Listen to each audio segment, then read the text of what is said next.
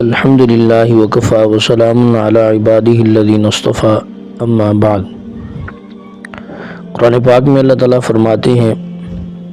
قد افلح المؤمنون الذین هم فی صلاتهم خاشعون والذین هم لفروجهم حافظون،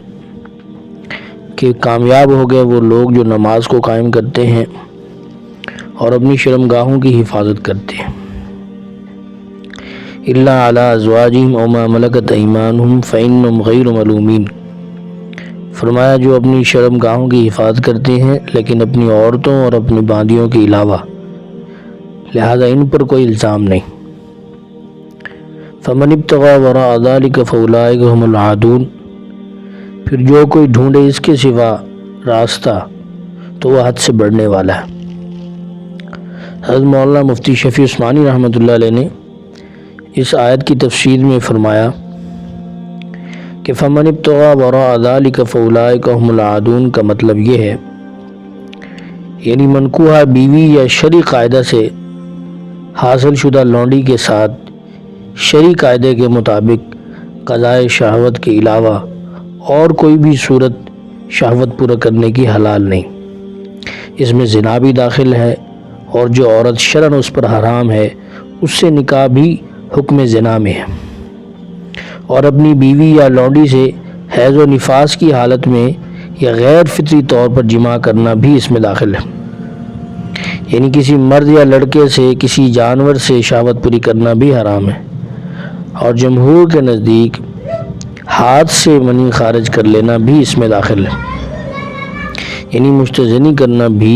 اسی طرح حرام ہے جیسا کہ دوسرے زنا حرام ہے۔ کئی احادیث میں اس فعل بد پر بہت وعیدیں وارد ہوئی ہیں۔ ایک حدیث پاک میں رسول اللہ صلی اللہ علیہ وسلم نے فرمایا 7 لوگ ایسے ہیں جن سے اللہ تعالیٰ قیامت کے دن گفتگو نہیں فرمائیں گے اور نہ ان کی طرف نظر کرم فرمائیں گے، ان میں سے ایک وہ شخص ہے جو مستزنی کرتا ہے، اپنے ہاتھ سے زنا کرتا ہے۔ اس حدیث کے علاوہ بھی بعض احادیث میں اس فعل پر وعید بیان کی گئی ہے۔ قرآن و حدیث کے یہ نصوص ایک دوسرے کی تائید کرتے ہیں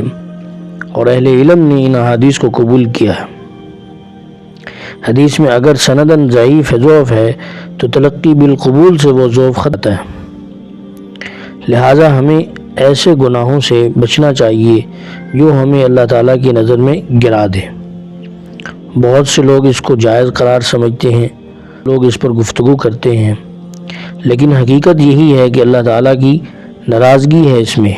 کہ جو عمل بھی اللہ کے حکم کے علاوہ کیا جائے وہ ناراضگی کا سبب بنتا ہے۔ زنا بھی گناہ ہے